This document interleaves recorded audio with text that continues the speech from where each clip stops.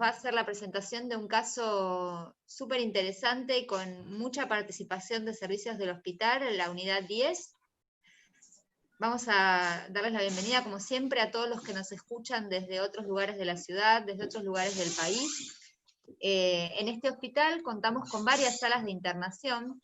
Tenemos 2 salas de internación con aislamiento, son 2 salas de infectología, donde se internan los pacientes inmunosuprimidos, que requieren tener una habitación privada con baño. Esas 2 salas son la unidad 9 y la unidad 10. La unidad 10, entonces, hoy nos va a hacer la presentación de un paciente. Les recuerdo, como siempre, que los micrófonos estén cerrados. Las preguntas las vamos a ir haciendo a través del chat, que después se las vamos a ir preguntando a los expositores al final del Ateneo. En las partes que haya que participar, no se preocupen que los vamos a convocar.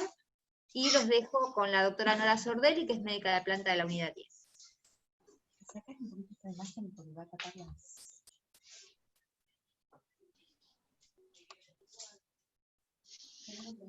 Ahí está, perfecto. Y para que te veas vos. no importa. ¿No? Bueno, ahí sí. Y para correr de acá. Buenos días. Bueno, vamos a presentar un paciente de unidad 10. Es un pacientito con dolor cérvico-torácico más hiperextensión del cuello y nos preguntamos si esta es una urgencia. Es un paciente de 14 meses, no deambulante, afebril, con adenopatías cervicales, hiperextensión cervical, cifosis torácica alta, con un examen neurológico con movilidad activa de los 4 miembros e hiperreflexia patelar izquierda. Ahí vemos las fotos. Como antecedentes personales, es un varón, procedente de Lomas de Zamora, un término de alto peso, con serologías maternas negativas, un síndrome broncoobstructivo con tratamiento preventivo desde los 6 hasta los 11 meses, vacunas, faltaban las vacunas del año, la BCG estaba aplicada pero no tenía cicatriz. Familia con 4 convivientes, 2 habitaciones, servicios básicos satisfechos, madre peluquera, padre trabajaba en una gomería y un perrito. Antecedentes de enfermedad actual. Comienza en febrero del 2020, o sea 5 meses previo a la internación actual, y que fue internado mientras estaba de vacaciones por adenopatías cervicales. Durante esa internación detectan una anemia ferropénica, y luego de haber recibido antibióticos, no refiere cuál, pero bueno, fueron 6 días endovenoso y 1 por una semana bioral, con mejoría parcial, egresó con diagnóstico de adenitis cervical bacteriana. 4 meses después, esto había comenzado en febrero, en junio, la madre nota que las adenopatías cervicales aumentaron de tamaño y se agregó una hiperextensión del cuello.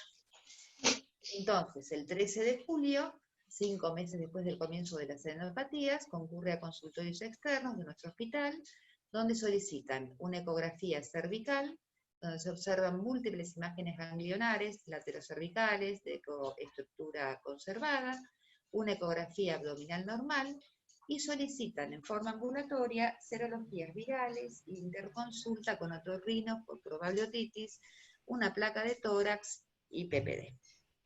Entonces, en julio consulta el 13, así llega el chiquito. Esta es la placa de tórax que le solicitan, con una imagen, podríamos decir, con un mediastino ensanchado, y se observa una imagen retrocardíaca, que después veremos cómo sigue esto. 2 días después acude nuevamente a control, y por otro lado se realiza la interconsulta con neurología. Ahí se solicita resonancia del sistema nervioso central y de columna y se interna en la unidad 6. Al examen físico al ingreso, se presentó en buen estado general, afebril, peso y perímetro encefálico dentro de percentilos normales, pero con una talla en percentilo 3.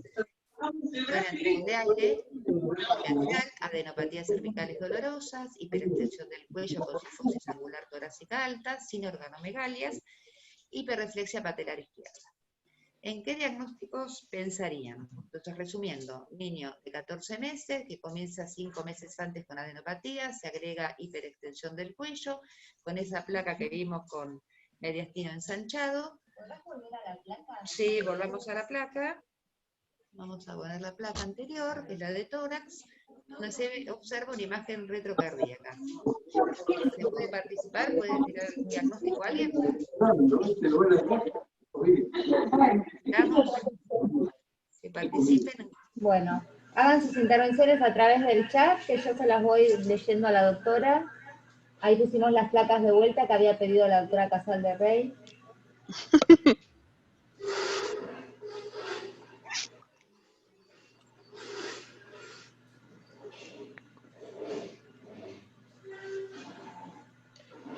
Pensamos, bueno, ¿continuamos o tenemos un poquito? Tenemos un segundito, a ver si Tenemos un momentito. No sé, Regina, si vos que viste al nene, ¿querés decir algo? Hay alguien que está haciendo ruido. Bueno, continuamos. Diagnósticos presuntivos serían adenopatías de origen, nos preguntamos si era de origen bacteriano, viral o tumoral. Y en cuanto a la hiperextensión del cuello, una masa que comprime la médula de origen tumoral, infeccioso. Esos fueron los primeros diagnósticos. Reflujo no parecería por antecedentes, acceso látero-retrofaríngeo, el examen clínico no había simetría, si estaba febril, traumatismo no había antecedentes. Conductos malignos. Si pueden, dirían, decir qué harían con este chiquito. Con adenopatías de 5 meses de evolución, 14 meses. Mónica, sube Mónica, haría una tomografía. ¿de qué? Pone adenopatías, también retrofaringeas y cervicales, con enfermedad sistémica tumoral. Perfecto. Muy bien.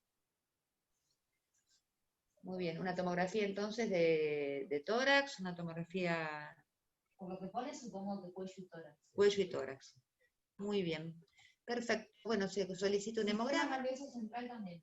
Sistema nervioso central también. Muy bien.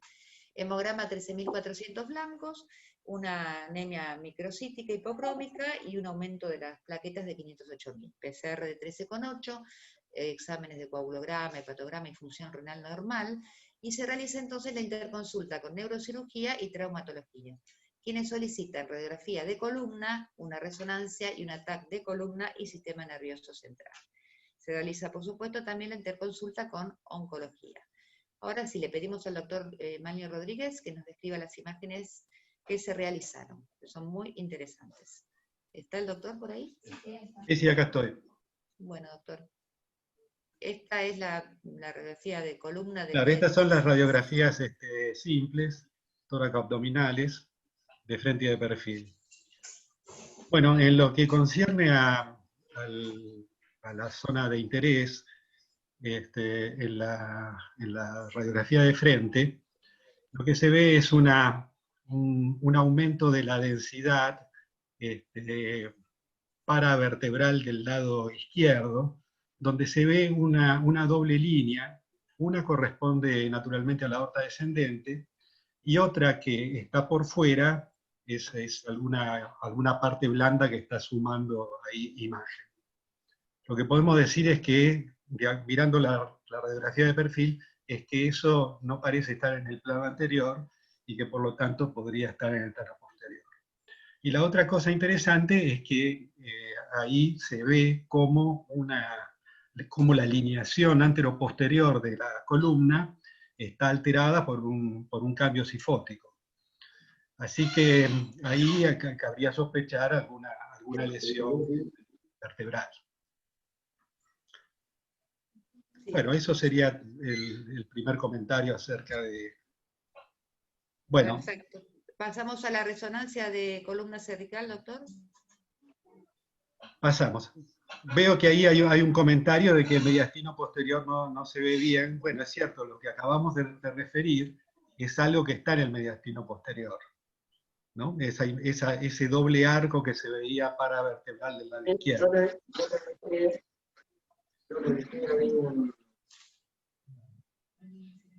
¿Perdón?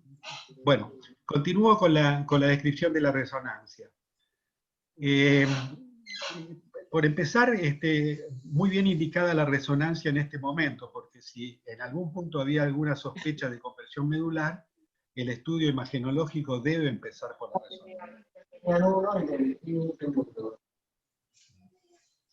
No sé. Escucho voces, pero no puedo saber qué me dicen. Siga, siga, doctor, porque no es de acá. Ah, perdón, bueno.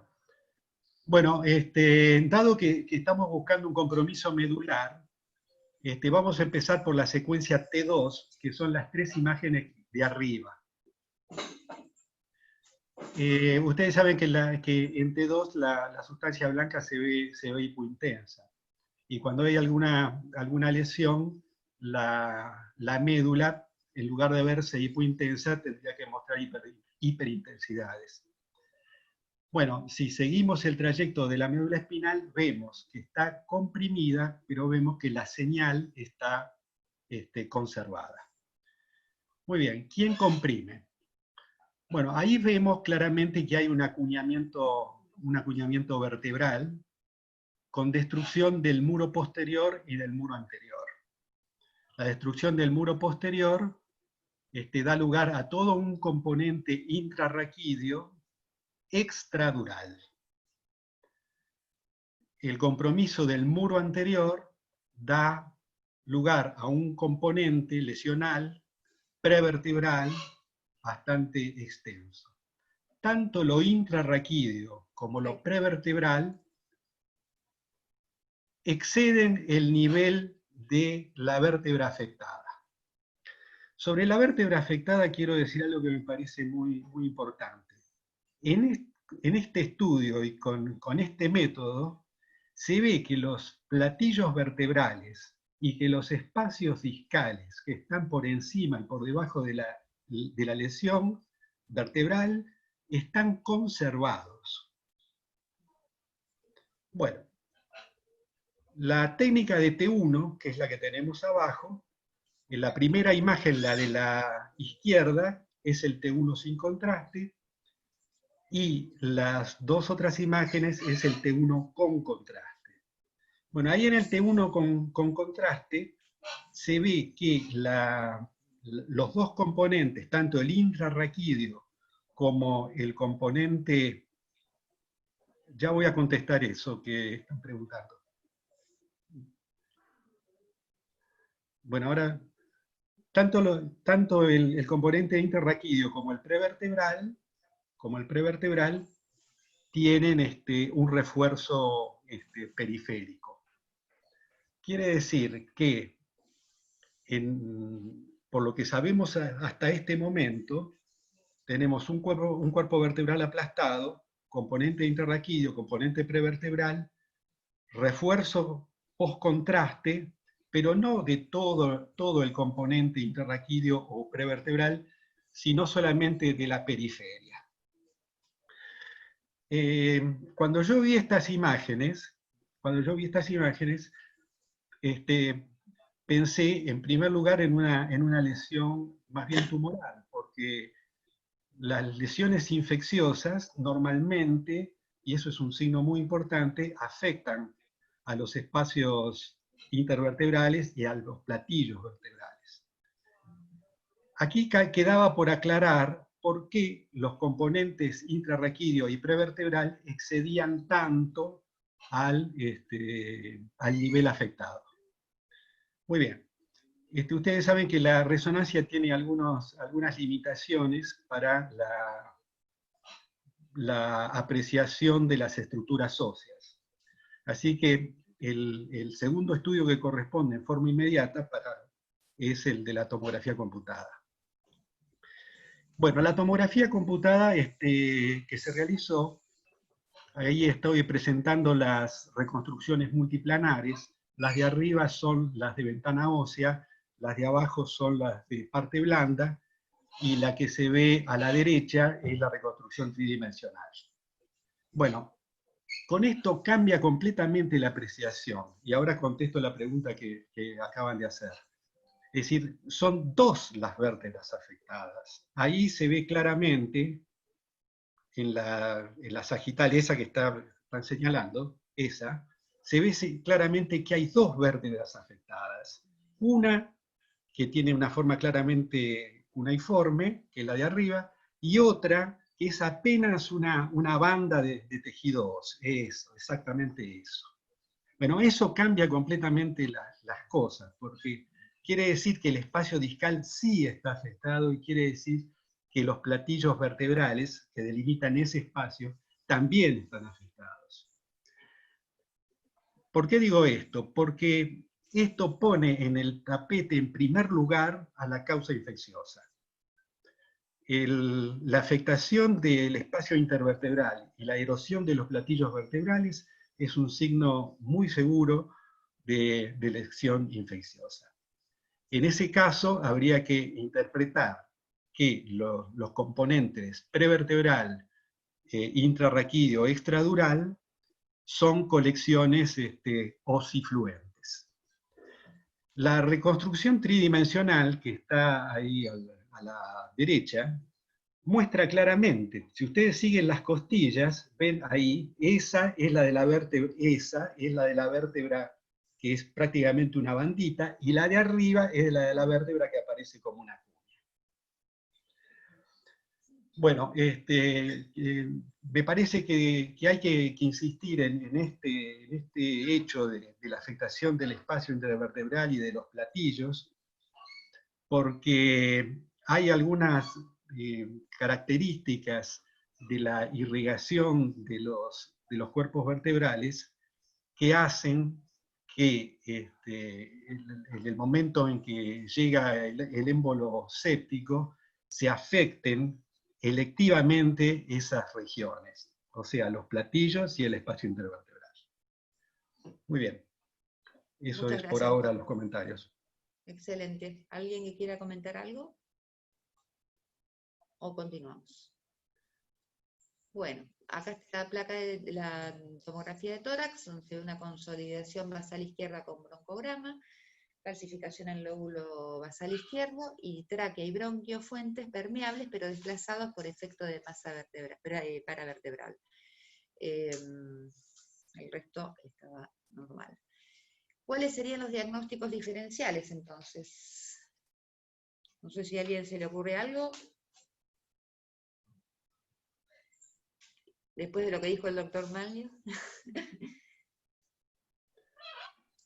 La doctora Stube dice tuberculosis. Tuberculosis. Alguien que piense en algún, no sé, tumor. Que dice tuberculosis que tiene un número, no sé quién es. Ah, perfecto. Muy bien. La Stube aclara mal de poto. Mal de poto. ¿Alguien más? Continuamos entonces. Ahora le vamos a pedir una ayudita a Mercedes, no sé si estás por ahí. Porque en principio se pensó en tumor maligno.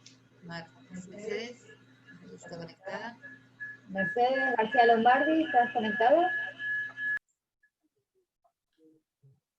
Se pensó fuertemente en algún tumor maligno por la edad, principalmente neuroblastoma, también podría ser rhabdomyosarcoma y se pensó también en una histiocytosis. Lo dejamos para después con Mercedes si se conecta y... Hola, perdón, pero... Ah, ¿Me te escucha? sí, sí. Hola a todos. Perdón, pero estábamos con problemas técnicos. Nosotros vimos a este paciente en el momento en que llega y tiene la resonancia. Tal como dijo el doctor Manlio, la vimos todos juntos en el Ateneo de Neurocirugía, un jueves por la mañana, y a la par se iban haciendo el resto de las interconsultas. Cuando nosotros vemos el estudio, lo que vemos es la resonancia. Y de hecho todos nos quedamos con la idea de que parecía una lesión tumoral.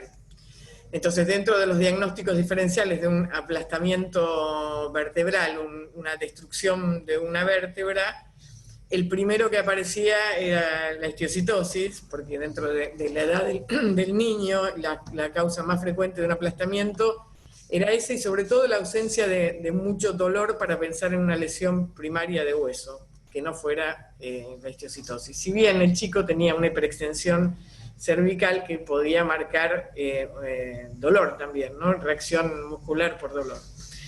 Y entonces, en base a eso, nos pensamos en histiocytosis de células de Langerhans, que puede dar, como ustedes saben, cuando aparece una lesión tipo chichón en calota, aparece la lesión lítica y las partes blandas, que son también infiltración de histiocytosis. Esto justificaba un poco, porque era raro, la presencia de lesión en mediastino posterior y la lesión intracanal, esa imagen en reloj de arena que veíamos. Y la otra era un diagnóstico de neuroblastoma torácico, no metastásico, porque en general las lesiones metastásicas en pediatría en columna son poco frecuentes de diagnóstico, y más con aplastamiento vertebral, eso se ve más en el adulto. Y entonces justificaba un poco más la lesión tumoral y el típico reloj de arena, así, del neuroblastoma, de metiéndose en general por los agujeros de conjunción, no así con la destrucción vertebral, pero sí con la compresión medular. Y después, bueno, otras lesiones tumorales que pueden aparecer con destrucción ósea, puede ser un rhabdomyosarcoma, pero el resto era lo menos frecuente. Lo primero que pensamos fue en esto, y nos preocupó la compresión medular, por supuesto, nos pareció una urgencia oncológica desde ese punto de vista, y bueno, y así fue como se encaró el paciente inicialmente. A la tarde fue cuando se pidió la tomografía y se empezó a manejar otro tipo de diagnósticos, pero la prioridad que se dio en ese momento fue lo de la urgencia por la compresión medular. Esto era más o menos la intervención nuestra desde el punto de vista oncológico. No sé si hay algún otro comentario. Bueno, muchas gracias, Mercedes. ¿Algún comentario o seguimos con nuestros diagnósticos diferenciales, donde se pensaran osteomelitis, abscesos por bacterias como Staphylococcus aureus, Streptococcus, Bartonella fienselae, brucelosis, puede ser micótico o micobacterias? Bueno, esto está un poco repetitivo después de lo que dijo el doctor Manlio, así que no lo vamos a repetir, pero justamente tiene aplastamiento vertebral total con un disco. En cambio la TBC, comienzo más insidioso, compromete 2 o más vértebras en general, con un aplastamiento sobre todo de la zona anterior del cuerpo vertebral, lo cual determina la giba o sifosis con acceso frío. BCG-itis sería una complicación infrecuente de la vacuna de BCG en un inmunodeficiente que quizás no estuviera diagnosticado, después extenderemos. Y para brucelosis no había antecedentes de haber consumido lácteos no pasteurizados. ¿Qué indicaciones haría? ¿Cómo seguimos con este paciente? ¿Es una urgencia? ¿No es una urgencia? ¿Lo dejamos ahí tranquilo hasta mañana? ¿Qué hacemos? ¿A quién llamamos? Doctor, por favor.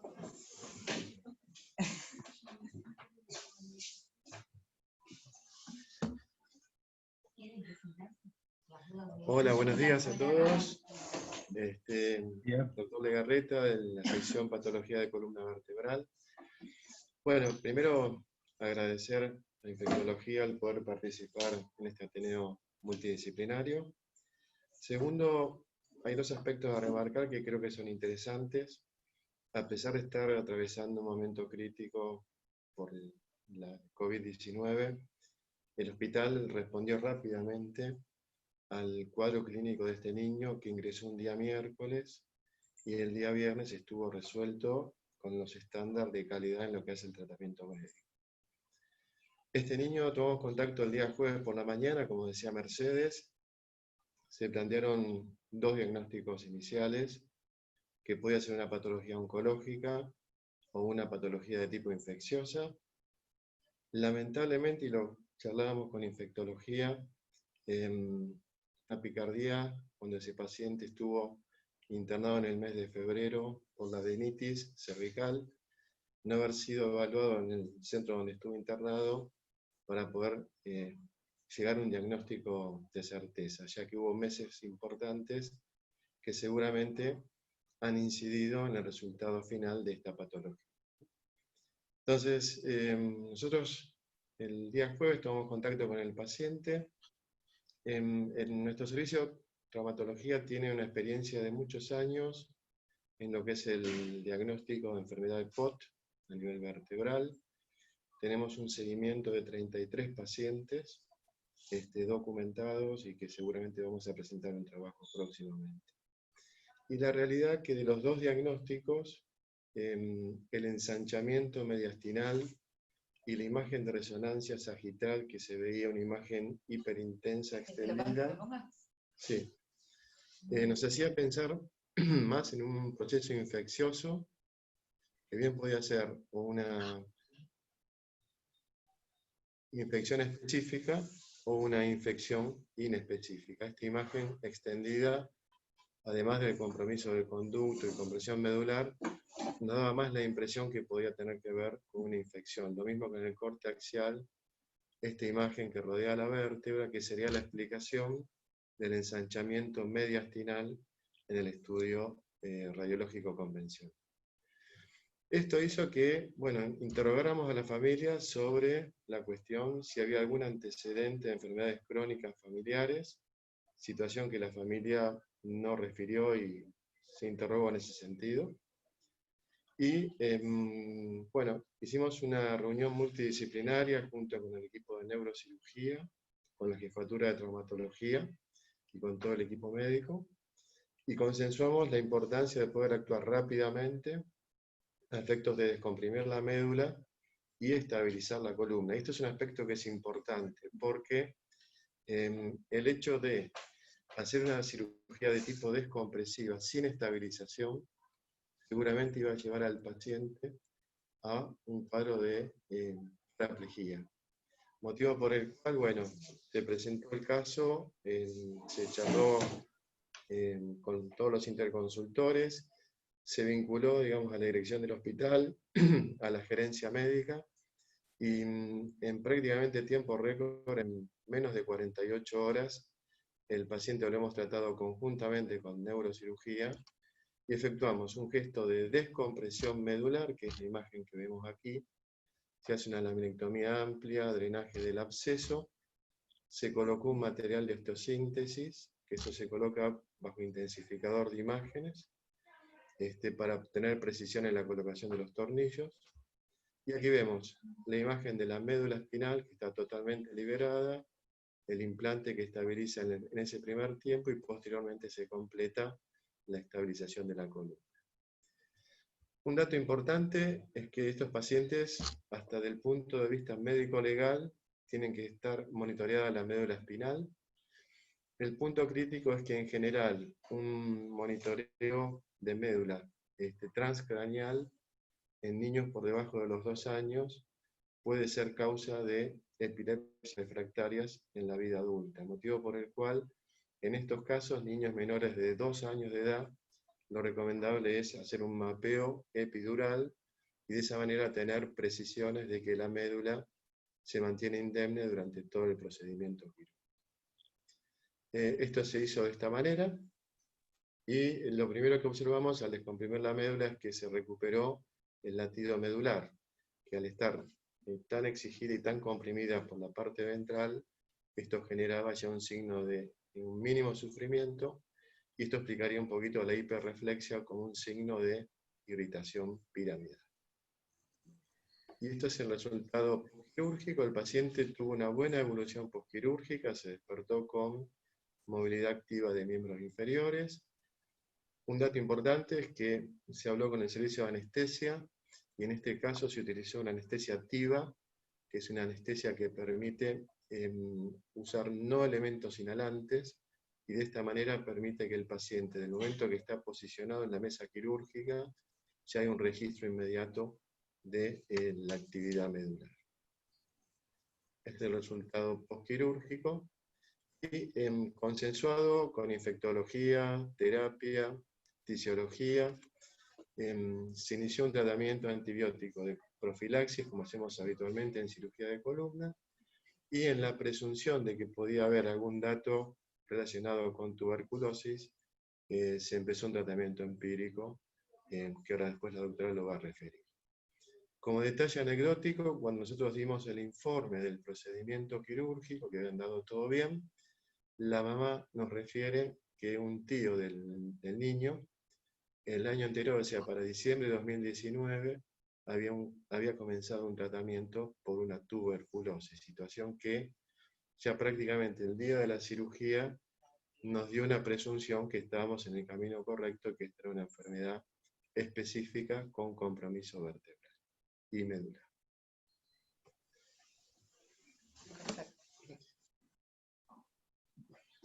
Bueno, excelente, muy interesante. Pasa a terapia por 3 días, hasta los antibióticos que le pusieron. Después de ello pasa a la unidad 10 y se realiza la interconsulta con fisiología, que piden hemocultivos, lisis, centrifugación, urocultivo para tuberculosis, PPD, fondo de ojo. En realidad la PPD se había pedido en la unidad 6, pero había sido un jueves que le dijeron que, bueno, que no se podía colocar. Así que recién ahí la hacen, fondo de ojo, lavados gástricos y la PCR para el complejo Mycobacterium tuberculosis. Y una ELISA para Chile. Se agregan las 4 drogas. Y con respecto a lo que decías, Carlos, hablando con la mamá, este nene había empezado en febrero y le pregunté a ver qué había pasado desde febrero a julio, porque son 5 meses de evolución. Y lo seguían un médico en forma privada, hasta que, bueno, después de 4 meses aumentan las adenopatías, aumenta la hiperextensión del cuello, y él como que tomó como importante la anemia, por lo cual lo deriva a hematología, y llega un domingo pidiendo interconsulta con hematología, y ahí donde le dicen, no, vaya a consultorio, y bueno, toda la historieta que les conté. La evolución en la unidad 10 fue buena, tiene una PP de 10 milímetros, cultivos negativos a la fecha, la PCR de estáfilo fue negativa, por eso suspendieron los antibióticos, el resto normal, fondo de ojo normal, HIV negativo, bartonela negativa, tenemos la madre con PPD de 23 milímetros y placa de tórax normal, padre PPD de 0, placa de tórax normal, hermano de 10 años con PPD de 10 milímetros, placa de tórax con calcificaciones del ilio, por lo cual se pide un ataque de tórax normal y entonces se inicia quimioprofilaxis, lo sigue fisiología. Vamos a la anatomía patológica de la vértebra del disco, donde se ve un denso infiltrado inflamatorio mononuclear con foco granulomatoso, con célula gigante multinucleada y necrosis. Pasis y Nielsen negativos no se identificaron, inmunistoquímica para CD1, o sea, para histocitosis negativa, y no se observa proceso neoplásico. Ahí descartamos, tenemos una osteomelitis granulomatosa. Bueno, ahí vemos el infiltrado inflamatorio mononuclear y la célula gigante multinuclear. No sé, Noelia, si querés decir algo o si seguimos adelante. Ahora sí, acá estoy. La anatomía patológica, si queréis comentar Sí, algo. ¿me escuchan? Sí, sí. ¿Me escuchan? ¿Quieren que les explique la imagen? Dale. Si puedes volver atrás para que no se vea la célula gigante. Ahí está, genial. Bueno, nosotros recibimos 2 muestras. Una era el disco intervertebral y la otra era el hueso vertebral. En el disco intervertebral no se veía nada, era el tejido fibroso normal, pero en la muestra de hueso lo que sí vimos era esta imagen, donde vemos que, primero, el hueso trabecular, no sé si se darán cuenta que no tiene la cantidad de trabéculas que debería tener normalmente. Y los espacios medulares están todos reemplazados por un fuerte infiltrado mononuclear, que aparte se acompaña, si ustedes ven abajo, a lo que sería mi izquierda y arriba, con necrosis sucia. En uno de los campos pudimos encontrar también acompañando células gigantes multinucleadas. En realidad había más campos, pero bueno, esta es la imagen. Que ahí está, ahí se ve bien. La realidad es que la técnica de Pasis y Nielsen no nos mostraron nada, porque en general el Nielsen igual no tiene tanto rédito en hueso. Pero bueno, con eso, la imagen era muy característica. No dejaba dudas. Igualmente le pedimos el CD1A porque como había en un inicio una sospecha de algo tumoral, como para descartar una osteocitosis. Pero la verdad es que la imagen era re característica. Bueno, muchas gracias, Noelia. Continuamos. De nada. Resultados PCR de complejo Mycobacterium tuberculosis positivo del material de biopsia, cultivos negativos a la fecha negativos, estudios inmunológicos normales con DHR normal. Diagnóstico final, debe ser diseminada con impacto óseo, ganglionar y pulmonar y egresa el 29 del 7 y continúa en control con tisiología. Esta es la imagen del chiquito preoperatorio y como muy interesante postoperatorio. La tuberculosis vertebral, no nos vamos a extender mucho, es ancestral. Sabemos que en la Argentina la mayoría es pulmonar y solo un 13,5% es extrapulmonar, y la osteoarticular es solamente menos del 2% de los casos de tuberculosis. Puede afectar cualquier hueso, aunque lo más frecuente es el vertebral. y habitualmente compromete las vértebras dorsales inferiores y lumbares. En este caso fue torácica superior. Sabemos que desde el foco pulmonar el bacilo llega a la cara anterior del cuerpo vertebral, produce un foco infeccioso subclínico, es contenido por la inmunología, pero en determinados casos puede ir a la calcificación de todo el cuerpo vertebral y del disco. Por eso es que al ser anterior se hace el colapso y la jiba. Si se extiende hacia adelante aparecen los abscesos fríos, digamos, depende del lugar, dorsal, psoas o retrofaringeo, depende del lugar comprometido, y si se extiende hacia atrás puede ir a la compresión medular, como en este caso, o radicular con paresias o parálisis. Esto no, la tríada del mal de Pot que todos conocemos. Los síntomas: limitación de los movimientos, dolor persistente, síntomas neurológicos, con o sin síntomas generales. En este caso vamos a dejarla a la doctora Isabel Escuasi de Tisiología para que nos comente un poquito diagnóstico. Buen día, gracias por la invitación y bueno, lo primero que quiero hacer es felicitar a los que pensaron en tuberculosis como primer diagnóstico. En esta época, cuando todavía tenemos a la tuberculosis en nuestro medio como una enfermedad frecuente, ante cualquier paciente con un diagnóstico no claro, recuerden que la tuberculosis puede ser uno. Con respecto al diagnóstico de tuberculosis, lo primero que hay que decir es que el diagnóstico de tuberculosis en pediatría es complejo, porque no es muy fácil encontrar el germen. Ahora vamos a comentar algunas cosas, pero bueno, por suerte tuvimos la confirmación a través de la PCR. Pero aunque no lo hubiéramos tenido, cosa muy frecuente en pediatría, tenemos criterios como para definir si esto puede ser una tuberculosis o no, e iniciar un tratamiento empírico para tuberculosis hasta tener los resultados de los cultivos. Esos criterios son, en primer lugar, el contacto. Este paciente tenía contacto con tuberculosis. Es muy importante interrogar, reinterrogar, volver a interrogar y no cansarse de interrogar a la familia. Habitualmente, de primera instancia, los pacientes o la familia no comenta el contacto con tuberculosis. Entonces es importante poder seguirle interrogando.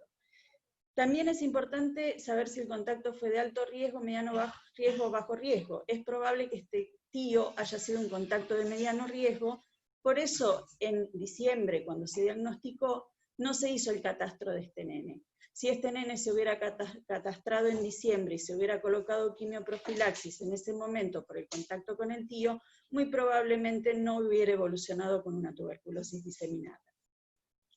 Para el diagnóstico, lo siguiente que tenemos que pensar es en la sospecha clínica. ¿Qué tiene este paciente para sospecha clínica? Adenopatías de evolución crónica, una enfermedad tórpida y una anemia crónica. Todas esas cosas nos tienen que hacer pensar en que hay una enfermedad crónica, entre las cuales la tuberculosis es una que siempre hay que tener presente. Otro criterio es la PPD. En este caso la PPD fue positiva. Cuando tenemos un mal de Pot, el 50% de las PPD son positivas. Pero es muy probable que este nene haya tenido una diseminación primaria con impacto en columna. En ese caso, como la tuberculosis se desarrolla rápidamente después de la primoinfección, podemos tener PPDs negativas iniciales. Y si la PPD negativa es inicial, la inicial es negativa, no nos descarta que esto sea una enfermedad tuberculosa. En siguiente paso tenemos los cultivos. Pero recuerden que los cultivos demoran, y que los cultivos demoran hasta 60 días, porque seguimos utilizando la técnica de cultivo sólido, que lleva mucho tiempo para tener el resultado, más cuando son lesiones óseas, que por lo general son paucibacilares. Entonces nos apoyamos en otras técnicas como son la PCR. Nosotros en el hospital contamos con una PCR común, que lo que hace es amplificar el segmento de ADN y 6110, eso lo repite, lo multiplica como para poder identificarlo, y nos da como diagnóstico, si es positiva, complejo Mycobacterium tuberculosis. Quiero aclarar que complejo Mycobacterium tuberculosis no es solo el Mycobacterium tuberculosis, se incluyen otros gérmenes que no son frecuentes en Argentina, pero también incluye el Mycobacterium bovis y el Mycobacterium BCG. ¿Por qué lo digo? Porque un paciente tan chiquito, de 1 año de vida, con un mal de Pot, puede ser un inmunosuprimido y puede ser una BCG diseminada con impacto en columna, que tenemos que pensarla porque tenemos que pedir pruebas para saber si esto es BCG o es tuberculosis. Sí, este complejo Mycobacterium tuberculosis me diferencia micobacterias típicas de atípicas, pero no me diferencia de todo el complejo. En Buenos Aires y en Argentina tenemos otra técnica de PCR que se llama GeneXpert. Es una PCR en real time que una vez que se toma la muestra, nosotros en 2 horas podemos tener también complejo Mycobacterium tuberculosis, pero me identifica la sensibilidad o la resistencia a rifampicina, y es muy importante en esta época en donde la resistencia a drogas en tuberculosis está siendo cada vez más frecuente. Luego tenemos las imágenes. Primero, la radiografía de tórax. Aunque la lesión primordial sea en columna, siempre que pensamos en tuberculosis debemos realizar una radiografía de tórax. Este paciente no tenía ningún síntoma respiratorio y sin embargo tenía una neumonía posterior, que era tan importante la lesión de columna en la radiografía que no se evidenciaba en la placa de tórax simple. Y esa es otra cosa importante, siempre que tenemos lesión en cualquier parte del cuerpo y lesión en la radiografía de tórax, o sea, 2 lesiones en sitios distintos, debemos pensar en tuberculosis. La radiografía de la columna es muy importante porque en la radiografía, si ustedes ahora recuerdan las imágenes, ese ensanchamiento mediastínico que había era el absceso ossifluente que después se evidencia en la tomografía. Y es muy importante tanto la tomografía para ver la lesión de la columna y la compresión medular, como la resonancia para ver la extensión. Recuerden que si las lesiones son inferiores, ese absceso ossifluente puede viajar por el psoas y producir el absceso del psoas. El tratamiento depende de la localización y de la inmunidad del huésped. Siempre se utilizan drogas de primera línea, 2 meses de isoniazida, rifampicina, piracetamida y etambutol. Y si el paciente es inmunocompetente, se completa 1 año de tratamiento con isoniazida y rifampicina, siempre pensando que esto sea tuberculosis y no complicación por BCG en un inmunosuprimido. Bueno, muchas gracias, Isabel, creo que quedó clarísimo. ¿Cuáles serían, doctor Legarreta, las indicaciones quirúrgicas de la tuberculosis ósea? ¿Quieres hablar un poquito? Me puse un par de diapos. Sí, muy cortito. Fundamentalmente cuando tenemos signos de inestabilidad neurológica, signos de inestabilidad mecánica o combinadas. Muy bien, que sería este caso, ¿no? Exactamente. Justamente este caso, dado la hora continuamos, la pregunta de tisiología ya fue contestada antes, porque la pregunta era si era una enfermedad primaria tuberculosa o una reactivación. No sé si querés reforzar porque no es una reactivación, pero Sí. creo que quedó bastante claro. 2 palabritas nada más. Cuando uno habla de una tuberculosis ósea, uno piensa que es la forma de tuberculosis que más tiempo demora en producirse y en diagnosticarse. Uno piensa más o menos, por lo menos una evolución de 5 años. Este paciente tiene 1 año. Entonces estamos hablando de que hizo su primo infección tuberculosa probablemente en diciembre, hizo una diseminación hematógena que llegó a los ganglios, entró por pulmón, perdón, llegó a los ganglios y llegó al hueso, y de diciembre a junio, julio que se diagnosticó, hizo tanta lesión pulmonar.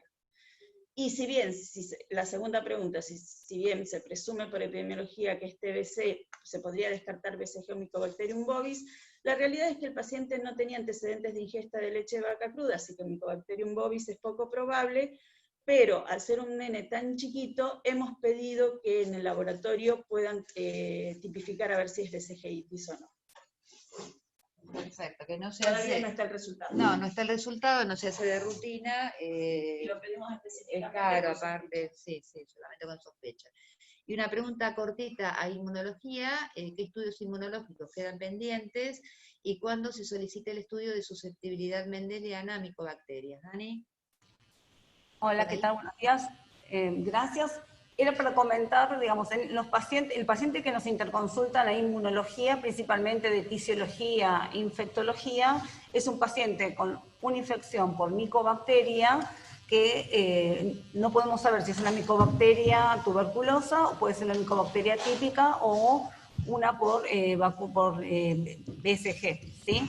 En ese caso, lo que es importante, nada más este gráfico es para, le puse números para que me puedan seguir, es para comentarles ¿qué es lo que nosotros buscamos, digamos? Porque no a todos los pacientes se les pide el mismo perfil inmunológico. Es decir, ¿qué es lo que nosotros buscamos en un paciente con una infección con micobacteria? Que es una infección intracelular, ¿sí? Si bien acá está el pulmón graficado, pero podría ser, si es aplicada la BCG intradérmica, o puede ser por ingesta a nivel intestinal. Una vez que la micobacteria ingresa, digamos, por mucosa o piel, en el intersticio es el macrófago el que la va a fagocitar, que es, digamos, es un germen intracelular. El macrófago de por sí no puede por sí solo destruir a esta micobacteria.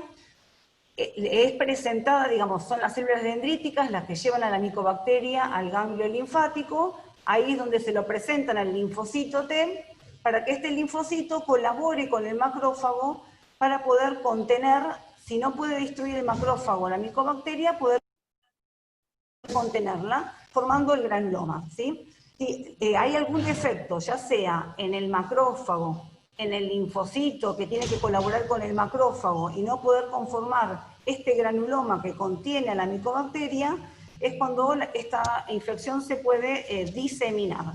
Entonces, es eso lo que tenemos que ir a buscar en la evaluación inmunológica. Por eso lo que dice acá es, cuando uno sospecha una inmunodeficiencia primaria que no puede contener una infección por una micobacteria, siempre tiene que ver cómo están los linfocitos, los macrófagos y las células que le van a presentar la micobacteria al linfocito, que son las células dendríticas. La que sigue. No se asusten por este gráfico y toda esta cantidad de proteínas exactamente, y de figuras coloreadas, pero es esto, es decir, paciente con infección por micobacteria, ya sea BCG, que tenga una infección por una micobacteria, pero de evolución tórpida, o los familiares también tuvieron antecedentes de evolución tórpida de la tuberculosis. O esa tuberculosis tiene una ubicación extrapulmonar, es decir, puede ser una TBC abdominal, por ejemplo. En esos pacientes siempre tengo que realizar una evaluación inmunológica. Siempre primero, por supuesto, descartar que no se trate de una inmunodeficiencia secundaria, por una infección por VIH principalmente. Ustedes recuerden que dijimos que tiene que haber linfocitos CD4 que colaboren con los macrófagos. Si yo tengo una inmunodeficiencia celular, ya sea por infección por VIH, por un tratamiento inmunosupresor, no tengo linfocitos T que colaboren con el macrófago. Entonces, en el hemograma veo si tengo linfocitos, si tengo monocitos, que son los que van después van a ser los macrófagos tisulares. Pido unas poblaciones linfocitarias para ver efectivamente que el paciente no tenga una inmunodeficiencia celular, así que cuente con linfocitos T, que sean CD4, CD8, porque un paciente con inmunodeficiencia celular no va a poder contener una infección por una micobacteria ni ningún otro germen intracelular. Que esos linfocitos, una vez que yo los active, proliferen, que sean linfocitos funcionantes, que son todos los estudios que ya se le pidieron a este paciente. Si entonces yo tengo linfocitos T que funcionan bien, veo si tiene monocitos, quiere decir que tiene macrófagos tisulares, y para ver si ese macrófago tiene un estallido respiratorio, es decir, el macrófago, una vez que fagocitó a la micobacteria, la puede destruir. El estudio de ese estallido respiratorio lo hago con el test de dihidrorodamina y descarto enfermedad granulomatosa crónica, que son los otros pacientes que manejan mal los gérmenes intracelulares como las micobacterias. En el caso de haber descartado, digamos, todas estas inmunodeficiencias primarias, tengo que sospechar, hace más de 25 años que ya se describen, unas inmunodeficiencias que se llaman así: susceptibilidad mendeliana a infecciones por micobacterias. Es decir, pacientes que pueden presentarse como pacientes previamente sanos, donde uno realizó toda esta evaluación inmunológica celular, descartó enfermedad granulomatosa crónica, pero que ante el contacto de una micobacteria, ya sea BCG, una micobacteria típica, o en algunos casos hasta por una micobacteria tuberculosa, lo que no pueden hacer es una buena comunicación entre el macrófago y el linfocito T. ¿sí? Falla la comunicación entre el macrófago y el linfocito T, ya sea porque no sintetizan citoquinas, como el interferón, que es la principal activador del macrófago, porque le falta alguno de los receptores, o no funciona la cascada de señalización intracelular, que son todos estos nombres y figuras que ustedes ven en rojo. Estos son estudios que se hacen a nivel asistencial acá en el hospital, ¿sí? Se miden las citoquinas, la interferón gamma, la interleuquina 12, se miden los receptores y se mide la cascada de señalización intracelular. Todo lo que esto hace es ver, vuelta a lo mismo, la comunicación que hay entre el macrófago y el linfocito T para que este linfocito produzca interferón gamma, active al macrófago y pueda eliminar o intentar contener, digamos, a la micobacteria. Si falla este mecanismo, lo que no se forma es el granuloma, ¿tá? Estos pacientes tienen granulomas poco diferenciados con una gran producción de multiplicación de las micobacterias. ¿Por qué es importante esto? Porque si yo constato que el paciente tiene una falla en esta comunicación del macrófago con el linfocito T, porque lo que falta es interferón gamma, uno es comunicarnos con el servicio de tisiología porque va a requerir un tratamiento prolongado con tuberculostáticos, y lo otro es que puede utilizar como medicación coadyuvante el interferón, ¿sí? Interferón gamma que se da en forma subcutánea. Esto es como para más o menos pensar en todo lo que uno, ante una infección por micobacteria, ya sea BCG atípica o tuberculosis de mala evolución extrapulmonar, que hay que ampliar la evaluación inmunológica.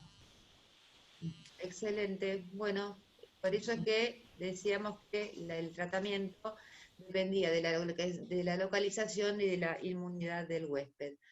Muy bien, terminando, hace 2 días para el Ateneo nos vinieron los cultivos positivos, lavados gástricos y erocultivos para complejo micobacteriano tuberculosis, con lo cual el diagnóstico final fue tuberculosis diseminada con impacto óseo, ganglionar, pulmonar y urinario.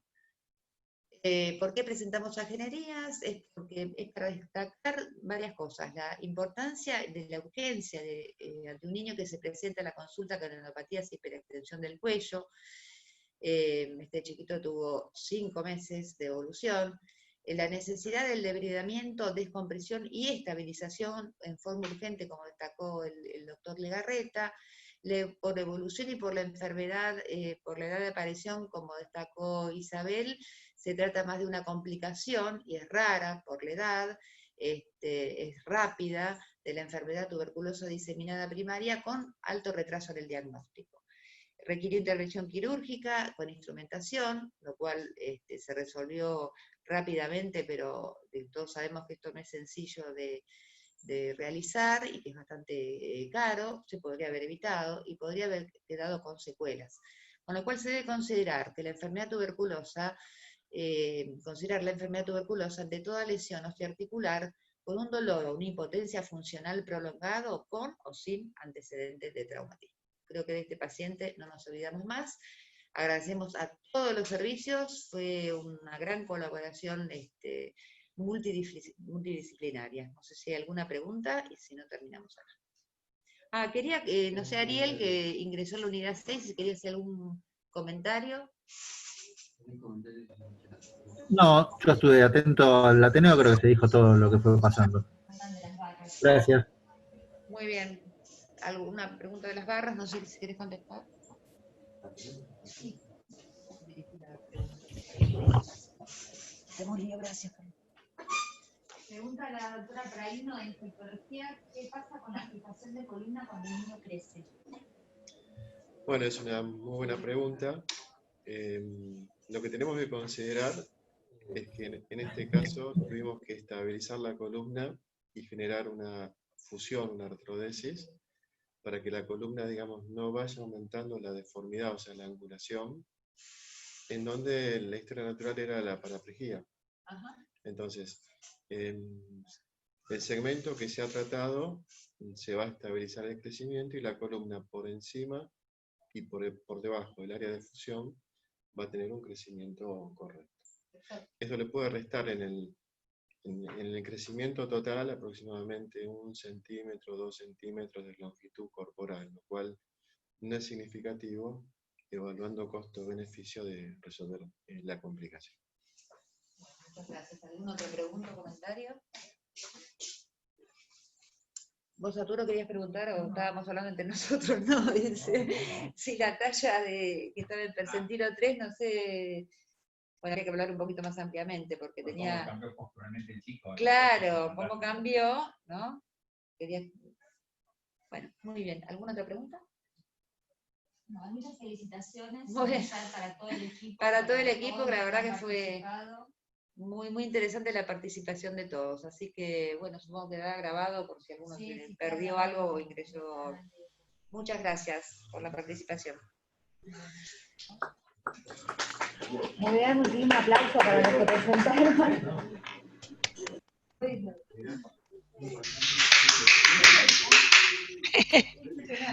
Gracias. Muchas gracias a todos por participar. Gracias. Muchas gracias. Excelente, un gusto verlos, Betina, Héctor, todos ahí, Cecilia, Mónica, muchas gracias a todos los que siguen sumándose a participar, excelente. Y la semana que viene tenemos un ateneo de vacuna de coronavirus, así que los invitamos a todos. Gracias. Nos vemos el jueves que viene. Gracias. Hasta el jueves, gracias. Sí, me apuro. Mira, ¿lo lindo? Yo creo que estamos en tiempo, yo miraba el tiempo, estábamos re bien.